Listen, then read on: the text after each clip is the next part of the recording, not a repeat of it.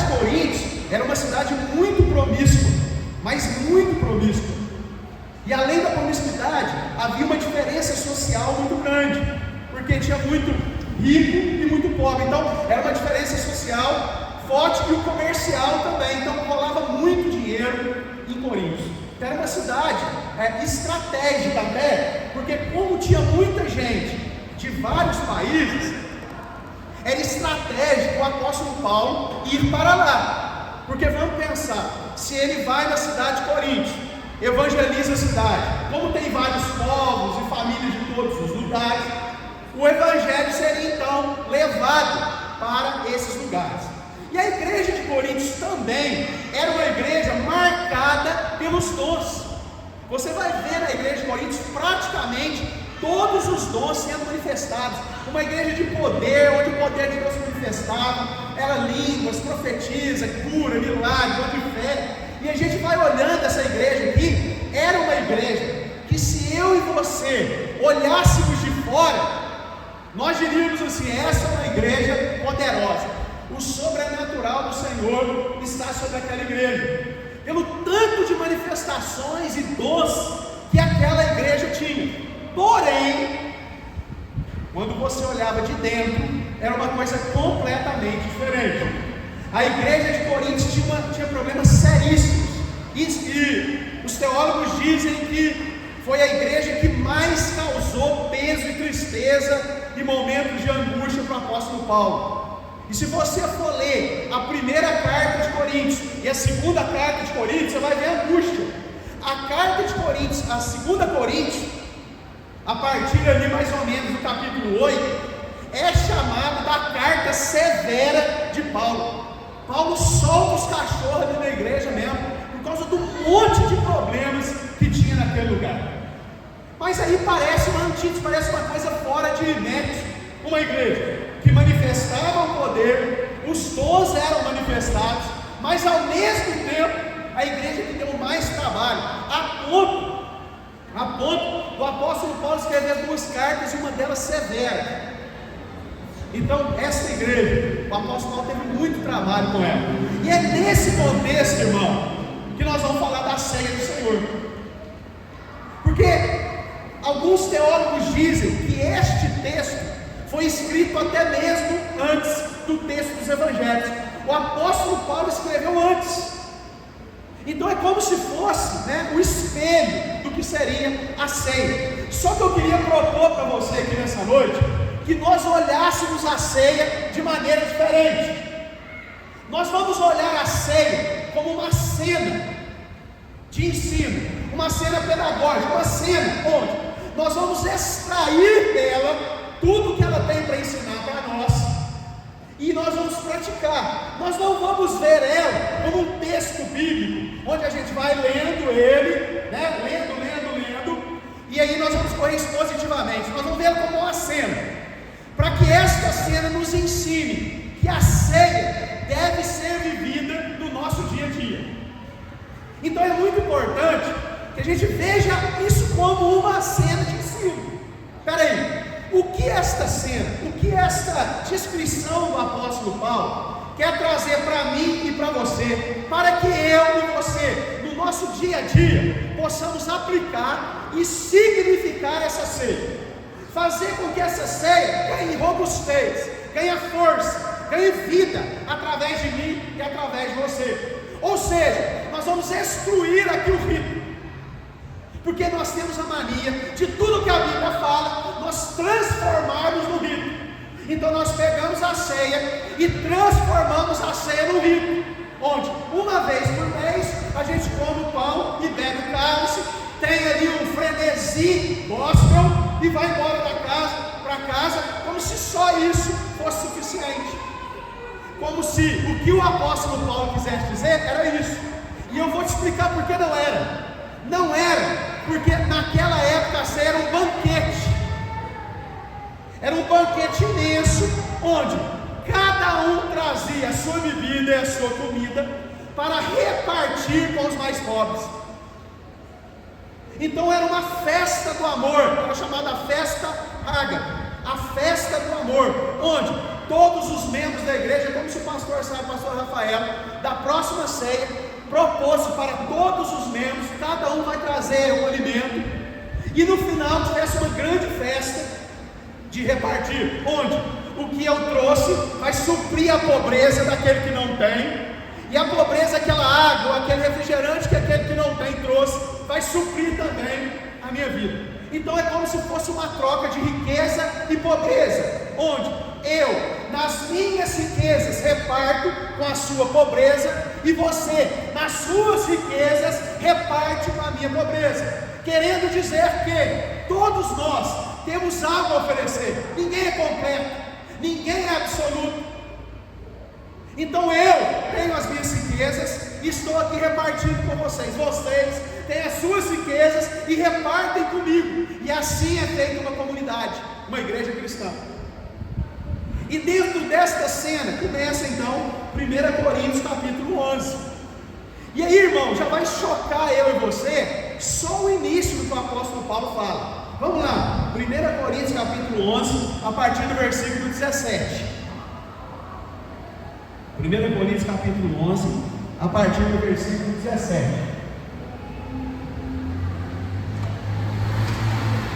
Diz assim: entretanto, não vos elogio nessa instrução que vos dou agora, pois as vossas reuniões causam muito mais mal que bem. Amém? Está todo mundo lendo isso, irmão? O apóstolo falou assim: era melhor que vocês não reunissem como igreja. Era isso que ele está falando. Era melhor que vocês nem se reunissem. Agora vamos ver o porquê. Porque, em primeiro lugar, ouço dizer que há divisões entre vós quando vos reunis como igreja. E em parte acredito nisso. E é até necessário que haja divergência entre vós, para que os aprovados se tornem manifestos em vosso meio. Portanto, quando vos reunis no mesmo lugar, não é para comer a ceia do Senhor, pois quando comeis, cada um toma antes a sua própria refeição. Assim, fica com fome e o outro se embriaga. Será que não tendes coisas para comer em vossas casas, ou desprezais a igreja do vosso Deus e envergonhais os que nada têm? Que vos direi? Irei elogiar-vos? Não vos elogio, pois recebi do Senhor o que também vos entreguei. O Senhor Jesus, na noite que foi traído, tomou o pão e, depois de ter dado graças, o partiu e disse: isso é o meu corpo dado por vós, fazei isso em memória de mim.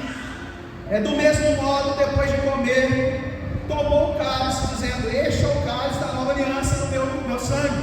Fazei todas as vezes que o beberes em memória de mim. Porque todas as vezes que comeres deste pão e beberes desse cálice, proclamais a morte do Senhor até que ele venha. Por essa razão, quem comer do pão e beber do cálice de maneira indigna será culpado de pecar contra o corpo e contra o sangue de Cristo. Amém, irmão? Você está lendo isso aí? Presta atenção. Isso é uma coisa extremamente séria. Então acompanhe o texto ali e lê com atenção. Pois quem come e bebe sem ter consciência do corpo do Senhor, come e bebe para a sua própria condenação.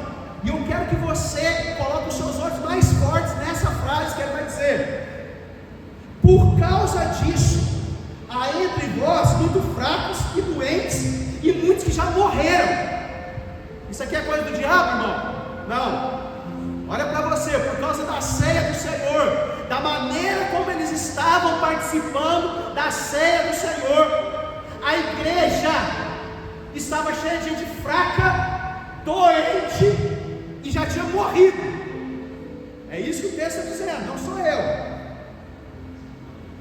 Mas se julgássemos a nós mesmos, não seríamos condenados. Agora presta atenção de novo.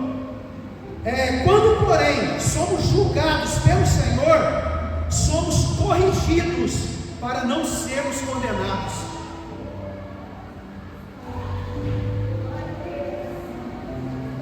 Quem estava colocando ali problemas seríssimos, irmãos, de doença, era Deus, porque Ele queria corrigir os seus filhos, para que os seus filhos não fossem condenados. Amém? Todo mundo leu esse texto ou eu sou duro demais? Amém, irmão? Amém. Vamos continuar. Portanto, meus irmãos, quando vos reunis para comer a ceia, esperai uns pelos outros. Se alguém tiver fome, come em casa, a fim de não vos reunirdes para condenação. Quando as demais coisas eu vos instruirei, quando estiver convosco. Irmãos, a cena do Senhor é muito séria. Aqui tem uma cena pedagógica, e o mais importante disso aqui é que Ele quer criar uma memória. Como diz lá em Lamentações 3, traz a tua memória, porque a memória é extremamente importante. A memória no texto grego aqui é uma coisa que é lembrada continuamente, ela vem à sua mente continuamente, ou seja, você acorda, você levanta, você está trabalhando, você está fazendo qualquer coisa, e esta memória vem continuamente. Então a ceia do Senhor não é um momento, não é um instante, é uma memória. Ele quer criar uma memória para que eu e você entendamos o que significa verdadeiramente a ceia. Porque o que estava acontecendo naquele lugar, irmão? Os mais ricos chegavam primeiro e começavam a comer e a beber. Os escravos e mais pobres não tinham como chegar mais cedo. Ou seja, quando eles chegavam, já não tinham mais o que comer e o que beber. Porque a igreja não tinha consciência de corpo. Ela adorava a Deus para si mesma. Ela adorava a Deus para comer. Ela adorava a Deus para infartar. Ela adorava a Deus porque precisava, pelas suas necessidades. Ela vinha na igreja porque tinha que satisfazer os seus desejos e as suas necessidades, porque tinha que satisfazer o que Ele queria, o que Deus pode me dar, o que eu posso conquistar. Então eu vou chegar primeiro, porque eu pego a bênção primeiro, e aí os outros não tem problema, porque eu preciso da bênção. A minha vida precisa de Deus, eu preciso das coisas, é o meu Deus, é a minha vida, e não o Pai Nosso e o Pão Nosso. Eles não tinham consciência. Sabe o que é consciência, irmão? É você sentar nesse banco aí, pensando em quem você pode fazer alguma coisa lá fora.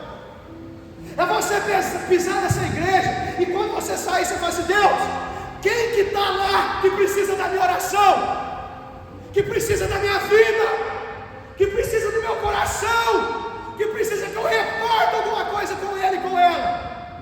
Quem que eu vou abraçar ali e eu vou transmitir vida? É isso. Mas lá não, todo mundo chegava lá e ia comendo primeiro e não discernia o corpo. Não estava nem aí. Irmãos, ontem eu passei na praça do santuário e tinha uma banda tocando lá. Eu falei: nossa, tem evento gospel na cidade. Não era, irmão, eram os irmãos carismáticos. Vou chamar eles de irmãos, em nome de Jesus. Cara, você precisa de ver, de joelhos no chão, no asfalto, adorando a Deus. Já não há diferença mais, porque nós acostumamos a vir na igreja, nós acostumamos a participar da ceia. Você acha mesmo, irmão, que você vai pegar o pão aí e vai dar uma tremidinha e vai achar que Jesus manifestou na ceia? Você acha que vai pegar a ceia e vai fechar o olho, apertar a mão, apertar o coração aí, trocar a ceia com seu irmão e está tudo bem? Não! A ceia do Senhor tem significado, tem memória. Ele quer marcar seu coração, irmão. Eu não prego palavra intelectual, não. É no poder de Deus, é na unção do Espírito. Ele quer marcar a sua vida, para que você marque outras pessoas. Ele quer curar seu coração, para que você cure outras pessoas. A ceia do Senhor tem uma memória, tem um significado, tem uma unção. isso. Por isso ele diz: traga a memória. Por quê, irmão? Para nós não ficar delongando. Por que nós temos que trazer na memória? O que nós temos que trazer na memória? O que a ceia representa, o que esta cena representa. Porque quando eu trago a memória o que esta cena representa, eu vivencio a ceia todos os dias da minha vida. Eu vivencio a ceia a cada despertar meu. É como se eu dissesse assim: pois o que recebi do Senhor eu dou graças, eu reparto e entrego, depois eu como. É como se a cada dia que eu levantasse da minha cama, eu não orasse a Deus pedindo nada. Eu não orasse a Deus: oh Deus, faz isso, faz aquilo, abre aquilo outro, faz aquilo outro. Mas é como se eu orasse a Deus assim: Senhor, o teu filho entregou o corpo, entregou a vida por mim, o sangue dele foi derramado na cruz do Calvário. Como ontem eu ali na ceia do Senhor, orei, agradeci, fiz tudo. Agora é a minha vez.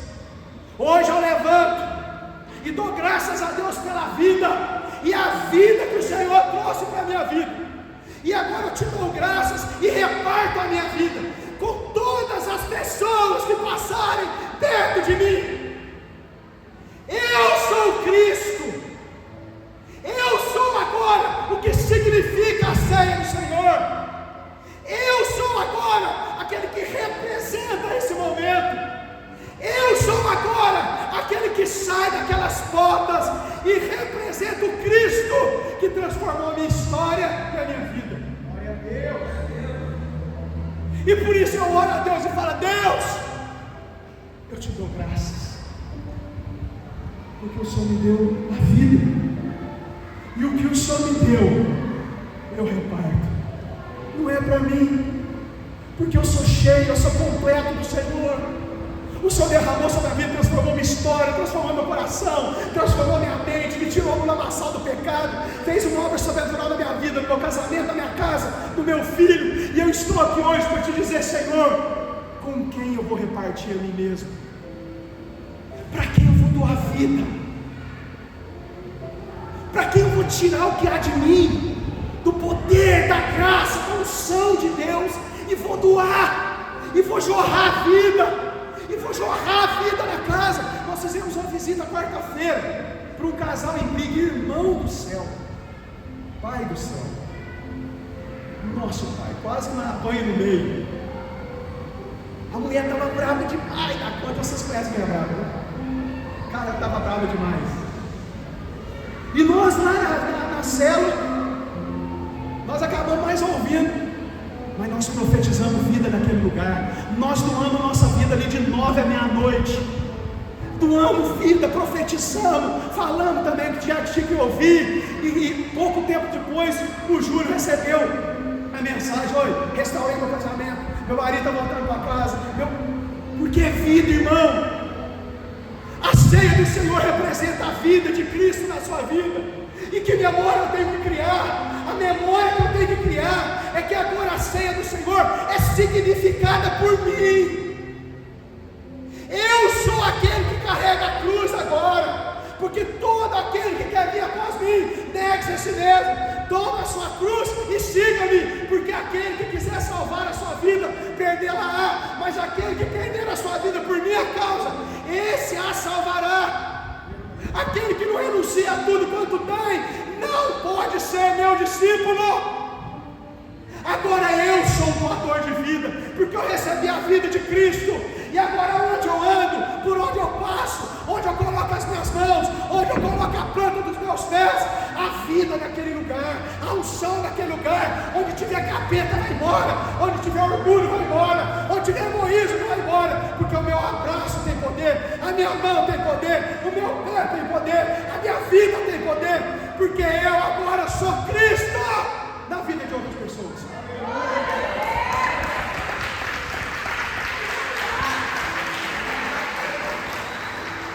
Você quer experimentar o poder de Deus, irmão? Não adianta você ficar aqui, a Lorena lá cantando, a pastora cantando, e você... Não, você não recebe poder, não. Você recebe lá na casa da pessoa que você tem que ir. porque você não tem capacidade nenhuma, criatura, nenhuma de estar lá. Mas aí Deus te enche de unção, te enche de palavra, te enche de vida, te enche de poder, te enche de graça, e você fica: como assim, Deus? Como é que eu falei isso? Como é que a minha mão tocou naquele lugar? Como é que essa pessoa aqui sentiu o poder de Deus? Porque a vida de Deus através da sua vida. A ceia do Senhor é uma cena de memória, irmão. E tem que trazer ela na minha memória todos os dias. Quando você chegar lá na sua faculdade, você é o Cristo. Aleluia. Você é a representação do Cristo naquele lugar. Agora eu te pergunto, o que significa Cristo? Hein, irmão? Você vem aqui, levanta a mão e fala de Cristo, mas o que significa Cristo? Porque só Jesus, se Jesus ficasse só em Jesus, nenhum de nós estava aqui. Se Jesus tivesse resumido só em Jesus, nenhum de nós estava aqui. Sabe por que Jesus significa a nossa vida? Porque Ele se tornou o... E o que Cristo faz? Por favor, irmão, o que Cristo faz? O que Cristo faz, irmão? Ele se doa. Por que Ele doou a vida dele por nós? Por que, irmão? Por que Cristo doou a vida dele por nós? Sabe por quê? Para que você tenha vida, para que eu tenha vida. Ele falou assim: não tem outro jeito desse povo ter vida. A única forma desse povo ter vida de novo é eu entregando a minha vida por eles. E aí Ele entregou. Aí Ele disse assim: obras maiores farão. E não é milagre não, irmão, é o mesmo que Ele fez, porque agora é Saide o Cristo, Rafael o Cristo, Luiz Eduardo o Cristo. E o que o Cristo faz? Sacrifica, entrega, doa vida, reparte. Esse é o Cristo. Irmãos, nós estamos vindo à igreja para receber bênção até hoje. Será que nós não vamos amadurecer nunca? Você já não é abençoado não, irmão. Você conhece não, homem, você nessa terra. Você conhece o que você não é abençoado não. Você já é mais do que abençoado, cheio da graça, cheio da glória de Deus, cheio da vida, para que você doe vida para outras pessoas. Aleluia. Você já doou vida para alguém, sentiu a vida entrando dentro da vida, cara? É outra coisa, parece que a transformação do rosto da pessoa, do jeito da pessoa vê, parece que o negócio tira tudo assim, é uma coisa louca. Irmão, a ceia do Senhor é a representação de como eu e você temos que viver o cristianismo. Porque eu não tenho a minha vida, como preciosa para mim mesmo, mas eu entrego a minha vida para que outras pessoas. Sabe que você está aqui? Porque nessa noite você vai ter tocado pelo Espírito Santo, e todas as pessoas que passarem por você essa semana vão experimentar a vida que está na sua vida. Esse é poder de Deus, isso é unção de Deus, isso é graça de Deus, isso é vida de Deus, irmão.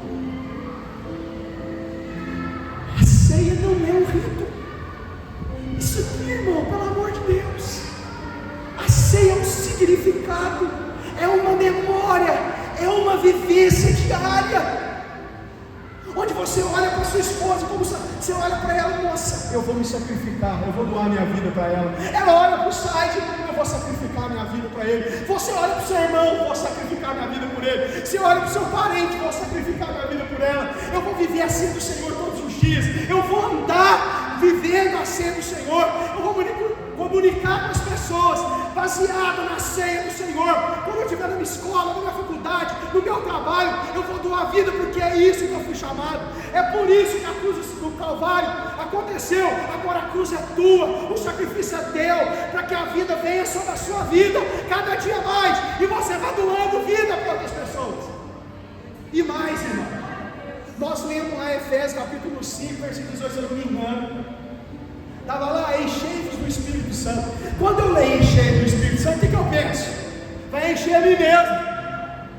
Agora você presta atenção no português: enchei vós enchei-vos, ou seja, uns aos outros.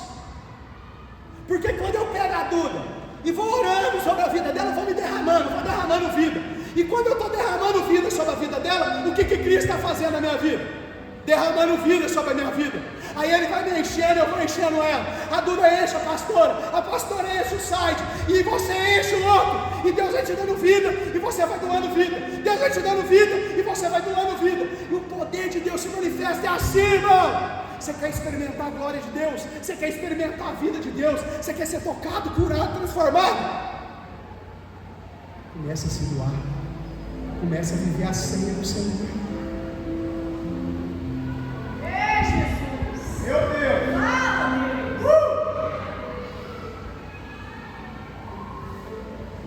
Nós vamos viver a vida inteira no deserto, irmão, igual o povo de Israel, dentro de uma igreja, escutando pastor, sem experimentar o poder de Cristo.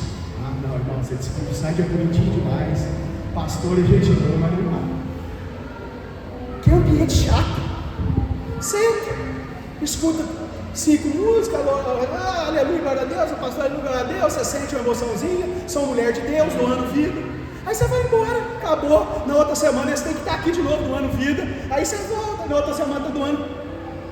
E a ceia do Senhor, o significado de Cristo na sua vida, a unção de Deus. Você tem a unção de Deus, a mesma que está sobre o seu pastor, a sua pastora, está sobre você. A palavra de Deus diz que o mesmo Espírito que habitou em Cristo Jesus está em mim e você, irmão.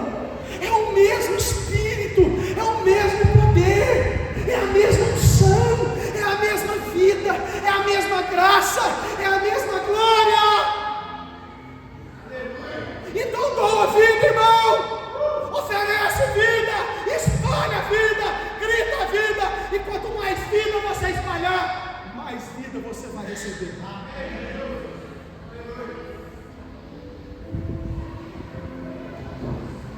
Senhor, Senhor, é o momento mais espetacular da palavra. Irmão, ela é espetacular.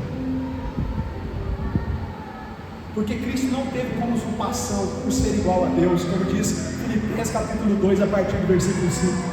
Ele não teve como apego o ser igual a Deus. Eu falei assim: não, eu não quero ser igual a Deus, eu vou me esvaziar de mim mesmo, tomando a forma de homem e me sacrificando à cruz, para que outros tenham vida, sendo obediente até a morte, e morte de cruz. Então presta atenção. Em nome de Jesus, presta atenção, irmão, no que eu vou te dizer aqui. A nossa guerra hoje é para ser espiritual. Eu quero ser como Deus a cada dia mais.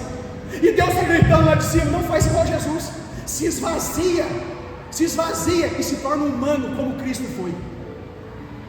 Eu vou repetir para você entender. Nossa busca o tempo inteiro é por ser espiritual. Não toque, não vá, não encoste, não vá ali, não pega ali, não coloca a mão lá, não faz isso, não faz aquilo. Aí eu sou espiritual, não converso com essa pessoa, sai fora em nome de Jesus. E eu estou esforçando o tempo inteiro para ser espiritual.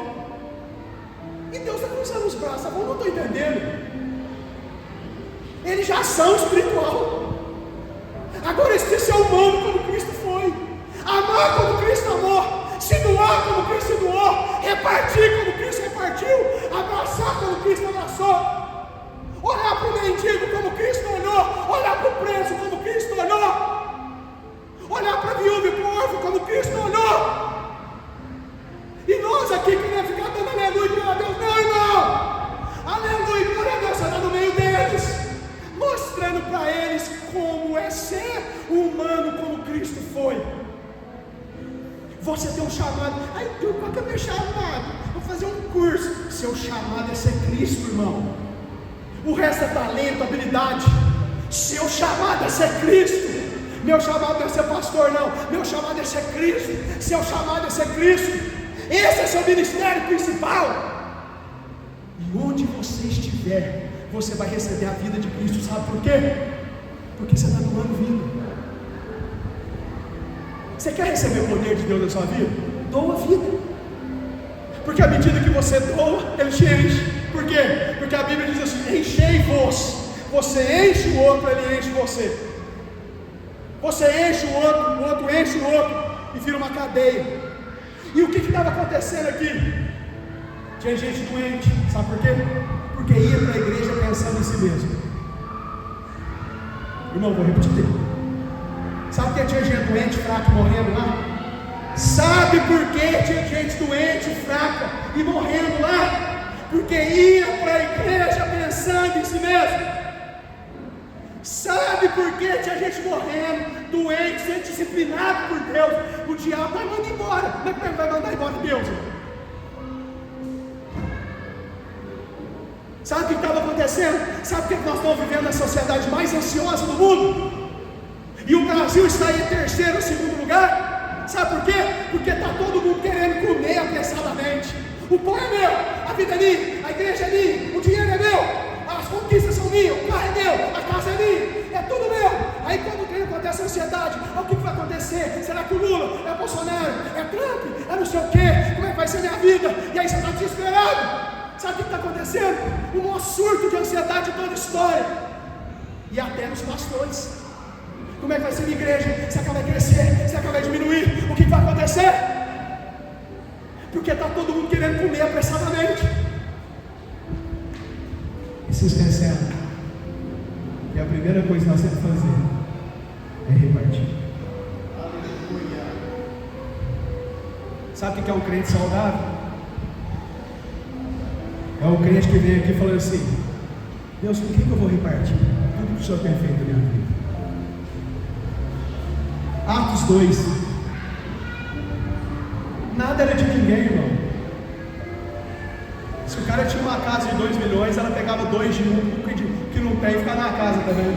Se o cara tinha um carro bom, dividia em 2 ou 3 ou 4 para que cada um tivesse carro. Ninguém passava fome. Porque se o cara tinha lá 10 pão, ele dividia os 10 pão e todo mundo estava na casa dele. Agora eu te faço uma pergunta, irmão. Eu já até fiz essa pergunta, irmão, vou repetir. Fazer eu e você sair do nosso conforto para doar vida, ou doar até bens materiais, ser bênção na vida de outras pessoas, vamos ser sinceros, é só poder do Espírito Santo. Vamos ser sinceros, você chega de casa cansado, vocês dois, cansado, filho, tudo. O que é a primeira coisa que vocês dois pensam? Vamos ser sinceros. Vou descansar, ficar na minha casa aqui de boa. É só eu que sou assim ou vocês também são? Amém? Todo mundo aqui, irmão? Vou ficar, eu mereço descansar. Não é assim, Cadu? Eu mereço, trabalhei muito. Agora, se nós fôssemos o Cristo, como é que a gente pensaria, Cadu?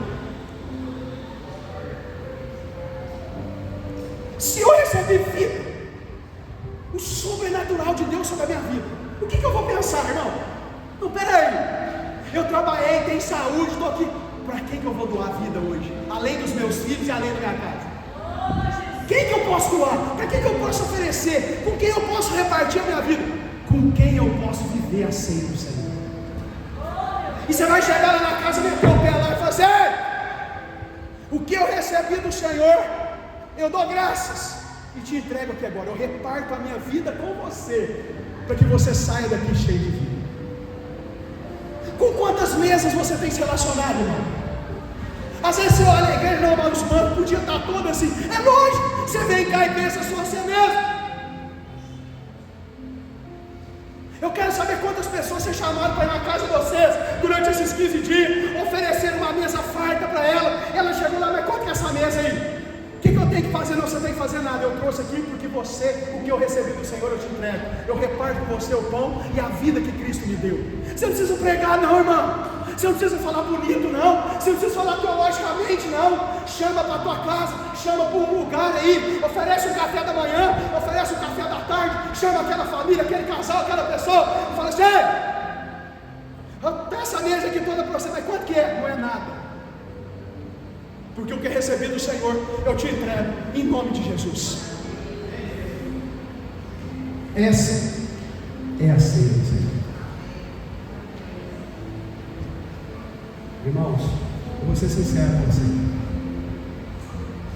Onde que nós vamos receber poder de Deus de novo? Quantos aqui já tiveram a experiência com Cristo? Essa é a coisa que dá a experiência com Cristo. Mas você precisa entender a palavra. Eu queria chamar os meninos do louvor aqui. E eu queria terminar isso com uma história. Uma história maravilhosa, sabe por quê, irmão? Todos nós aqui temos marcas, amém? De sofrimento, de angústia, de abandono. Às vezes você foi abandonado pelo pai e a mãe. Às vezes você foi rejeitado quando era criança. Às vezes você teve um problema sério de saúde. Às vezes você teve uma perda muito grande. Às vezes você tem marcas. Você foi abandonado, foi traída, foi traído. Às vezes as pessoas que vocês mais amaram, mais se entregaram, mais se dedicaram, abandonaram você. Às vezes a pessoa que você nunca esperava te abusou de você, tomou coisa que não era dela. Nós temos marcas. Mas esses dias que eu tenho uma história, cara, sensacional. Ô irmão, eu sou de chorar não. Mas eu chorei, cara. Eu estava caminhando, eu chorei copiosamente. Eu estava até escondendo, porque eu não tenho vergonha disso. Eu estava lá no clube. Estava lá no clube. Cara, e Deus foi derramando. Eu fui ouvindo aquele negócio e falei, cara, é a história de um pastor da igreja Sal da Terra, que se chama Paulão, com o filho dele, que hoje chama Paulo Filho. Quando tinha, Paulão, ele é pastor da igreja Sal da Terra, se eu não me engano, lá em Uberlândia. E quando ele era criança, 6 anos, ele foi pescar com o pai dele. E eles foram passar a noite pescando. E durante essa noite pescando, o lampião, parece que ele era lampião, eu nunca pesquei, então eu não sei. Quem é pescador aí? Não tem pescador aqui não? É misericórdia. Só de vidas, né? Não tem? Parece que eles levaram um lampião para a noite lá. E esse lampião caiu e pegou fogo na embarcação. E esse menino, ele tinha 6 anos de idade. E tanto ele quanto o pai dele tiveram o corpo inteiro queimado. Eles tiveram o corpo inteiro queimado. E aí, ele conta de que ficou mais ou menos 10 anos sem sair de casa. Lógico, irmão, de vergonha, todo queimado, marcado pela dor, marcado pela noite assombrosa. Ele tinha medo de qualquer coisa. Você imagina, irmão? E você sabe o que é o mais bonito? O pai dele se queimou mais para salvar ele. O pai dele se queimou mais para salvar ele. E aí, passados 10 anos, ele foi e casou. E a esposa dele recebeu o diagnóstico de infertilidade. E quando a esposa dele recebeu o diagnóstico, lógico, irmão, quem quer ter filho é um choque. É um choque muito grande. E aí eles então oraram a Deus, que são pastores, oraram a Deus, falaram assim, Deus, vamos adotar. E entraram na fila de adoção. E ele conta, pastor Sai, que quando ele estava na fila de adoção, ele tinha que preencher uma ficha, pastor. Você sabe o que tinha nessa ficha? Que tipo de filho ele queria? Branco, preto, amarelo. Ele estava escolhendo como se fosse na prateleira. E ele conta lá que ficou marcado com isso. Ele estava escolhendo como se fosse na prateleira. Porque se nós pudéssemos escolher nosso filho, será que esse filho que você tem, você queria do jeito que é? A sua esposa seria do jeito que é? Nós estamos escolhendo em prateleira agora, irmão. Aí ele conta que se sentiu constrangido, foi lá, preencheu a ficha. Sabe o que é maravilhoso? 9 meses depois ele foi chamado. Ele foi chamado no telefone e falou assim, falaram, olha, chegou uma criança aqui. Só que tem um negócio, o pai e a mãe eram drogados, viciados, abandonados, os tios adotaram ele, mas mexiam com magia negra, ou seja, marcaram o corpo da criança inteirinho, com marca de cinza, cigarro, ferro e tudo. A criança era inteira marcada pelo ocultismo e pela magia negra. Esse pai então foi lá conhecer, só que eles tinham um protocolo para seguir, ou seja, eles precisavam ficar um mês e meio, porque a criança, aquele lugar onde a criança estava no orfanato, era um lugar seguro, então ela não ia com qualquer um, você imagina. Aí eles criaram um protocolo, e nesse protocolo que eles criaram, ele ia lá, passava a tarde brincando com ele, brincando, chegava lá à noite, eles iam embora até a criança ir acostumando devagar, maravilhoso, certinho. A mãe crente falou, não, vai acontecer antes, em nome de Jesus, mas não interessa, era um protocolo. Mas tinha uma mulher de Deus lá, Sai, que falou para ele, você vai fazer uma coisa, irmão, vai fazer uma coisa. Depois que você brincar com ele o dia inteiro, depois de você brincar com ele, vocês vão tomar banho. Vocês vão ficar pelados na frente do outro. Ele brincou com a criança a tarde toda. Depois de brincar com a criança a tarde toda, eles foram tomar banho. Quando a criança viu as marcas dele, ela voou no colo dele e nunca mais saiu.